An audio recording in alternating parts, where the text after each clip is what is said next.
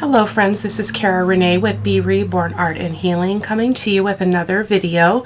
I actually just watched this process on a new channel that I'm following, and I apologize, I don't think I can pronounce it.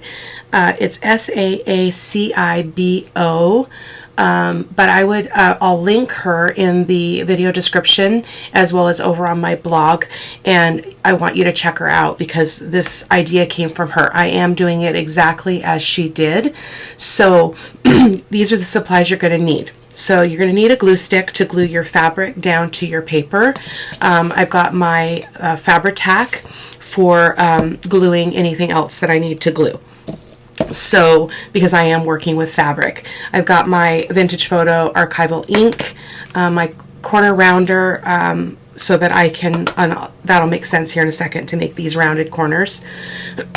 And then this is the pouch. So basically what we've done here, and what she did that I just was so inspired by how easy this is she created this little pouch. I'm just trying to get this undone here.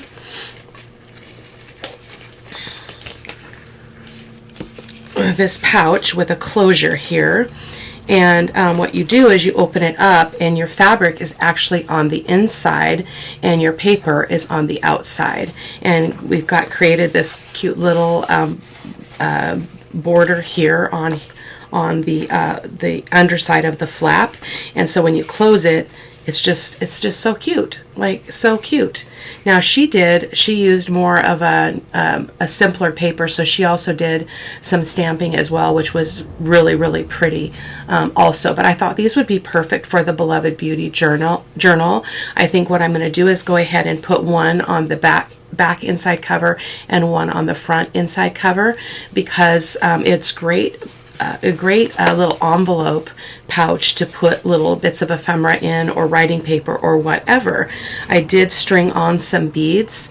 In her tutorial, she actually used a very tiny crochet hook, which is how she gets her beads on a thicker material like this. I'm using this thing. It's for beading cord, but it worked okay. It was really tough to pull through, but I'm going to try to get one of those crochet hooks because that was epic. Oh, you're also going to need something to punch your hole. I've got the crocodile and some eyelets. This is a 1/8 inch eyelet, I believe. I can't remember which is bigger, the 3/16 or the 1/8. Sorry guys. And then there's also stitching around the pouch here. So let's go ahead and set that one aside so we can get going here. I do want to make sure that she gets full credit for this idea because I did not do it. So I've got some scraps here because I think I want to do a bit of a cluster on the front of this. So I'm going to set these things aside for that point in time. And I'm just going to set them over there out of the way. I'm going to use this Sari Silk for my closure. It's not exactly the color that I want, but I don't have anything else. So I do have the seam binding. I may pull that over if I'm not thrilled with that. We'll see how that goes. This is the lace that's going to go on that underside part of the flap. And again, this is for the Beloved Beauty journal, so that's going to be perfect. So basically what I have already done is I've taken just a piece of muslin fabric and I've torn it so that all of the edges are rough. And then I've got a piece of paper. This is just a digital. This is from Chapter 1 Papers. And basically what you're going to do is you're going to, you want a little bit of that showing. I hope you guys can see that. And then on 3 sides, and then you want the longer bit here because we're going to actually fold that over when we get this all done. So the thing I want to start with is I want to go ahead and round 2 of the corners here. So I've got my corner rounder and I'm going to do that really quick, not on the fabric, that's a slippery.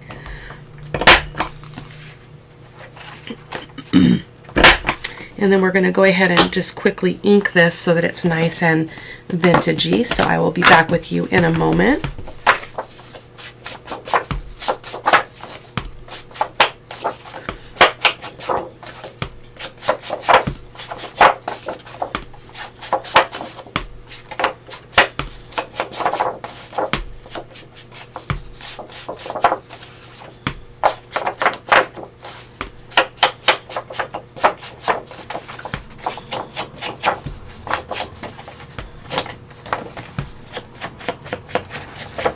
There we go. We don't have to ink the back side because that's not going to be showing.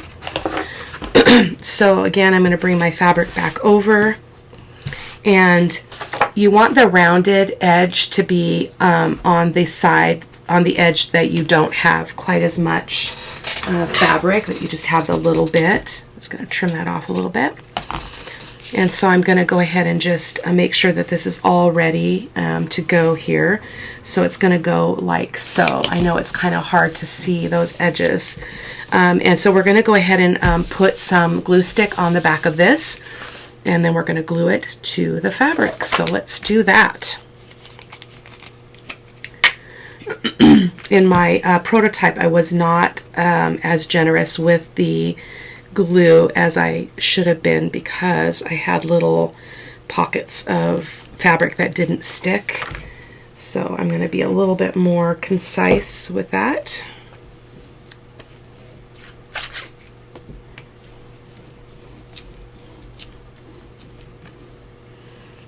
Hopefully I've got that all covered.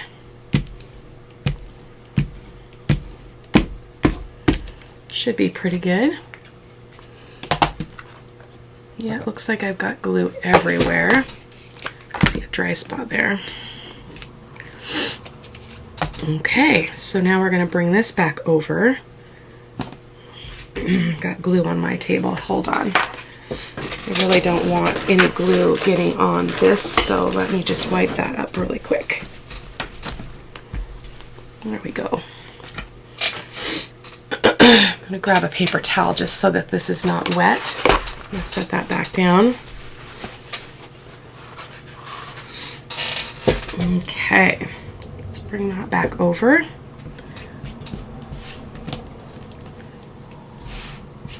I'm excited to try some different variations of this.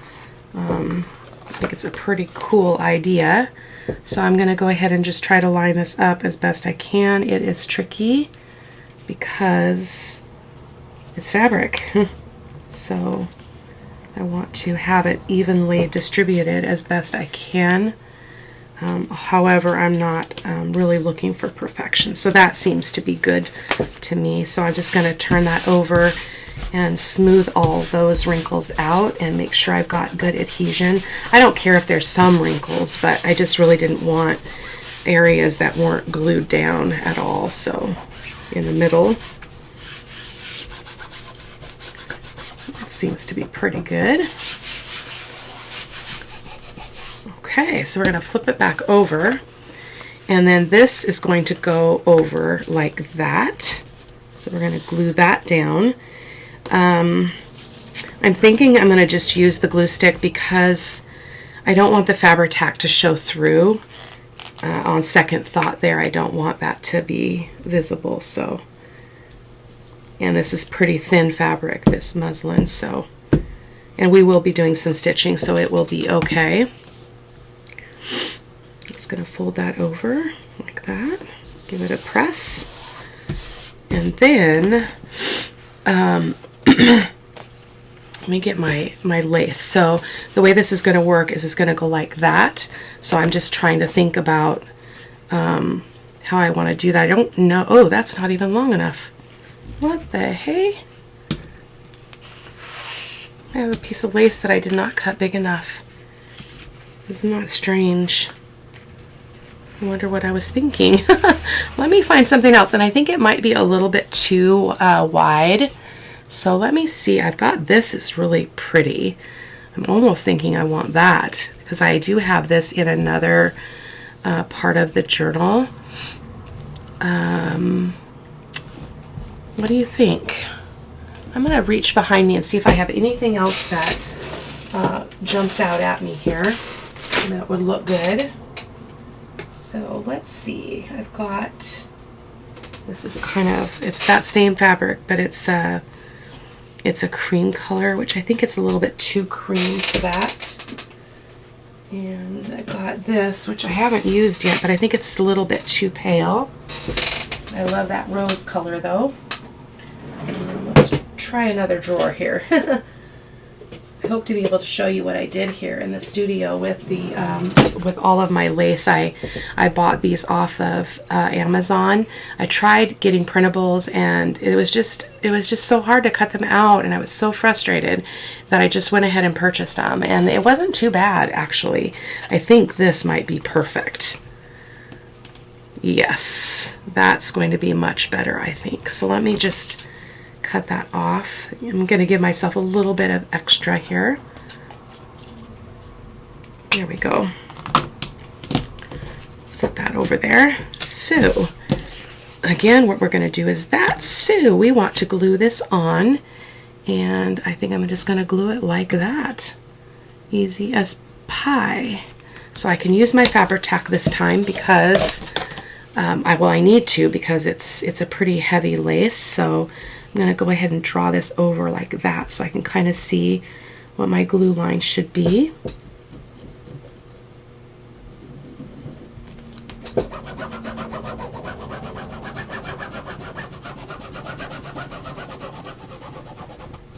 Again, looking forward to exploring how to do different variations of this. Right out of the gate, I tend to kind of follow the exact process because it's new for me. So I'm going to just try to get that somewhat even. It's kind of tricky just because of the kind of lace that it is, but that is absolutely gorgeous. Gorgeous, gorgeous. So let's go ahead and get my paper towel here, give that a good press.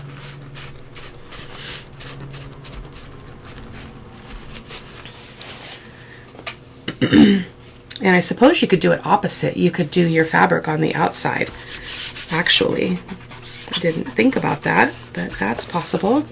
So let me just trim this off really quick. I want to make sure I don't go past that, the frayed edge of that that muslin fabric. I want that to be visible there. So let's see. There we go. Okay, so then what you do is you're going to decide how big you want your flap to be. So I had a pretty big flap on the other one. It was pretty, like, let me show you. See how wide my top flap was. I don't think I want to go that wide this time. So make a little bit bigger pocket, maybe a little bit more like so. So I think I'm going to go ahead and go with that. So I'm trying to line up the paper here with the paper that I can see here, just to try to get it even. So I'm just gonna fuss with that a little bit. It looks to be pretty good. So I'm just gonna give that a gentle crease like that. And then this one is going to fold down like so. And I just want to make sure it clears that so that we don't have anything weird going on there. So that is good. I wonder how tall this ended up being. Let me grab my ruler here really quick. It's going to go in like this, so the length of it isn't as big, too big of a deal. So this is 8. It's going to be about 8 and a little more than 1/4 inches. So my journal is going to be 6 by 9, so that's going to be fine.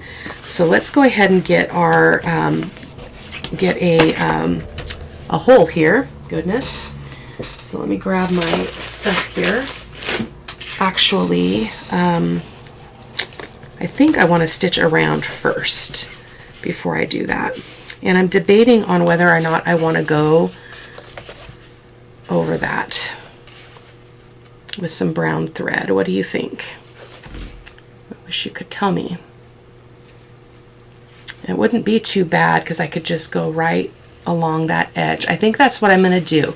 So I'm going to be right back. What I'm going to do is sew a line across the middle of those 2 lines of little flowers, and then I'm going to sew down this edge. Well, I'm going to sew it.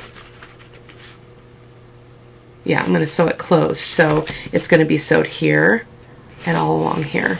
So that'll make sense in a second. I'll be right back. Okay, the stitching is done. Let me just trim this up. I'm not great at going around these corners, so they look a little bit messy, but I don't mind. As you can see there and there, wow, what a mess. On the other one, I did some zigzag and some straight stitch. This one, I just stuck with the zigzag or the straight stitch. So I've got my little crocodile here, and let me grab an eyelet real quick here. I'm just using the smaller ones, and again, I can't remember which is which. I apologize for that. So, what I'm going to do is try to find the center here. So let's see how, well, it doesn't matter really how wide it is. This was a regular US letter digital size paper where I just trimmed off the white border. So this is going to be, let's see, well, that's 10 and 10, so it's not quite there. That's about right. And what I'm looking at here, in case you're unfamiliar with these rulers, is I've got a 10 here and a 10 here. And so I know that I am centered so that when I make my hole here, I'm going to be straight up in the middle because that's a 0. So I'm going to just go ahead and make that mark. And see if I can figure this puppy out. This thing is not my friend. I'm a little impaired when it comes to these things. So let's make sure I got the right one. Yep. So I need to turn it over so I can see where it's going to go here. Come on. Come on, where are you? I don't know if you guys can see that. I've got that touching that. You can't see. I'm trying to let you see, but it's not working. So I'm just going to go ahead and punch there. And then, oh, that actually cut right through the fabric. The first time I had to kind of cut away that hole. So I'm going to go ahead and put my eyelet in here.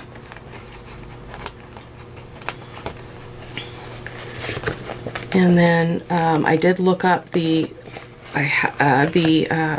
little settings for the crocodile. I always forget. And so it's already set up, so I don't have to change anything, thankfully. So I've already got it set on the 1/8 inch. So I'm going to go ahead and just set this eyelet. And I'm going to give it a really good squeeze. There we go. Beautiful. Okay, so see here where we got a little bit of a bubble, that's where there was no glue. That's all right. There we go, and I love this edge. I just love that rough edge. So let's go ahead and work on our closure here. And I'm not feeling this because it's not the right color, so I think I'm going to go with the seam binding again. This is actually seam binding that I dyed myself, so let's go ahead and see what we need here. So I'm following her to the T because I always struggle with these, so I'm going to get about that much out there. I'm going to hold that, and then I'm going to wrap this twice, and then make sure that we're even here. So that looks to be good. Cut that off. Now, on the other one, I really had to fuss with the beads because they were really a small hold bead. And but this time I picked something different. I picked some old jewelry that I had. So let me grab that really quick because these are going to be much easier to put on. There we go. So let's go ahead and feed this through.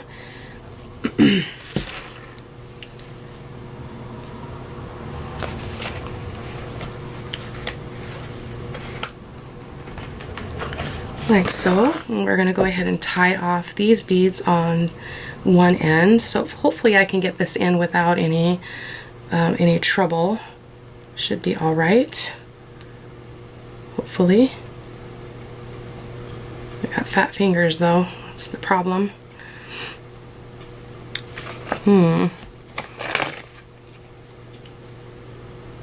Thought this would be easier.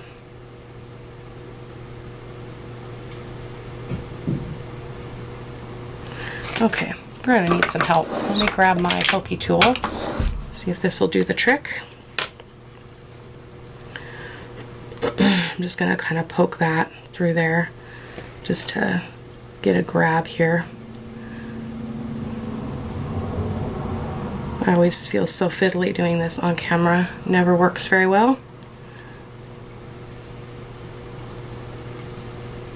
I just need enough to be able to grab that. Famous last words, right? Oh my goodness. It just keeps coming out. Okay. Oh, goodness gracious. Okay, well, let's try the trick. Let's try the little tooly thing here. Even though I'm not having to worry about the bead, but I do have to still get this seam binding through there. So let me just see if I can make this work. So it's got this like little hook on the end. So that's what I'm using to try to pull this through. Because you just need something to be able to get a hold of it, right? So I'm going to slide that back down and see if I can just easily pull that through. Yeah, not too bad. Awesome. Okay, I'm going to tie that off.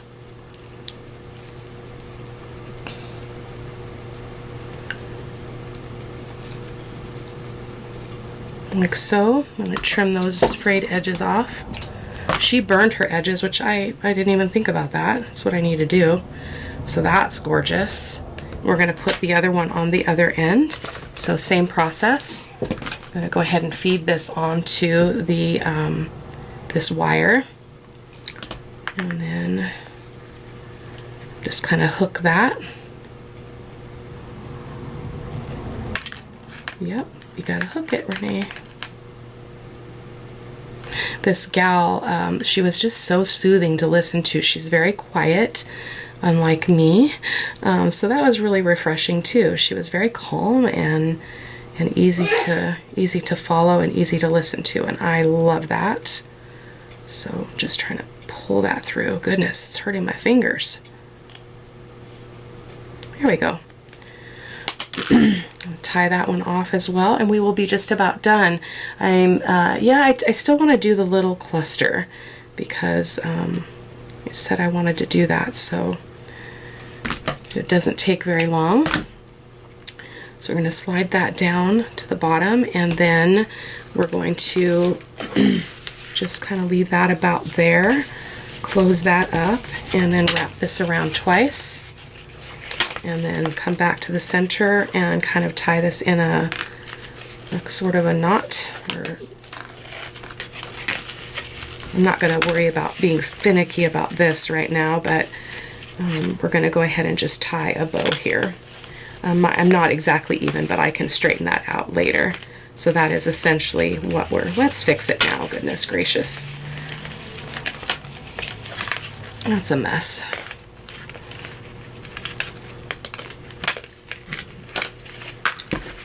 So that was too long or too short. Can't remember which was which, so let me try this again just loosely, because this is longer, so we need to still move that up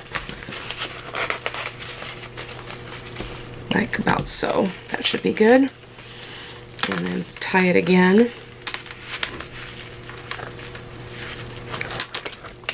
Like so. Tie it in a neat little bow here.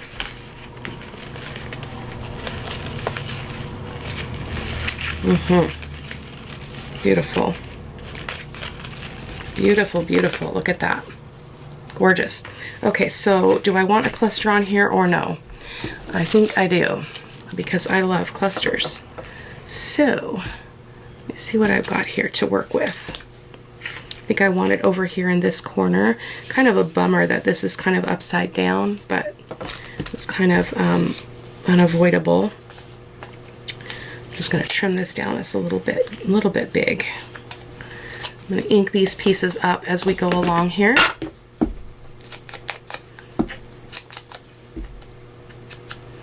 Get this over here. So that's one piece, and then I've got this vellum. This is just from my scrap bin. And That seems to be a little bit big. So I'm going to tear that down just a bit. Like so. And then and I've got a piece of this, which definitely needs to be trimmed.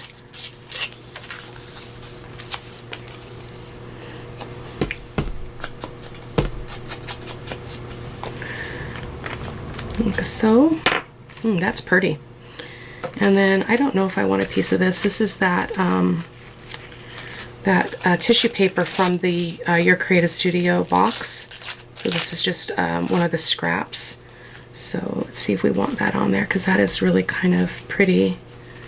I think I do want it. So let me find a word really quick, guys. I apologize for not looking first. So let's see what we can find. Oh, enchanting. I like that.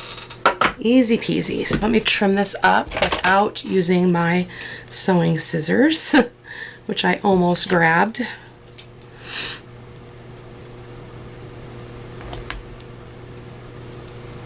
And I try to mention this in every video. I often get asked where I get my sentiments, and I get them everywhere. So if you just search Etsy, digital words or digital journal words or quotes or whatever, you'll find what you're looking for. So yeah, that is beautiful. So I also have a piece of this still, which I think would be also pretty, just to kind of, it's kind of thick though. I might not be able to use that. So let's go ahead and glue these pieces down here. I'm going to use my Fabri-Tac because it's what I have open here on my desk. So I'm going to put this piece down first. And then I'm going to put the Vellum Beauty, except this one I need the Barely Arts because it is the best on vellum. So I'm going to switch that out a little bit.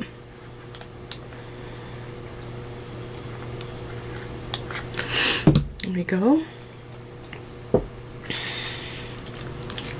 I just love the layers. I mean, look at, because you can see what's underneath, which is just the best. So I'm going to go ahead and glue that one on top of that.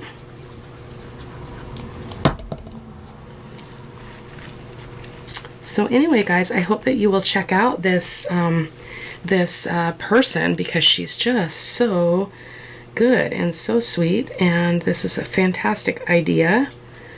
And I just want to thank you for stopping by. I'm still recovering from my COVID adventure. Feeling better, still just need to test negative.